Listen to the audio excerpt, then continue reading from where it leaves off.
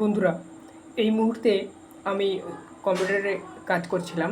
তো এই মুহূর্তে একটা আপডেট এলো, দেখতে পেলাম। আপডেটটা বলতে কালকের হয়েছে ওটা। তো আমার সামনে এলো, এটা নিয়ে সোশ্যাল মিডিয়াতে অনেক কিছু চলছে।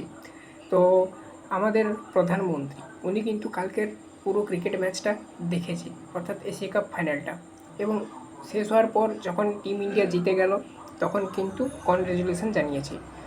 আর কী বলেছে আজকের এক্ষুনি আমি বলছি এই ভিডিওতে, যে operation Sindoor on the game field. ওকে, তো গেম ফিল্ড মানে কি না, খেলার যে ফিল্ড, সেই খেলার ক্ষেত্রেও অপারেশন সিন্দুর হলো, অর্থাৎ অপারেশন তিলক। যেহেতু তিলক বর্মা ম্যাচটা শেষ করেছে, উইনিং দিয়েছে, আমাদেরকে জিতিয়েছে।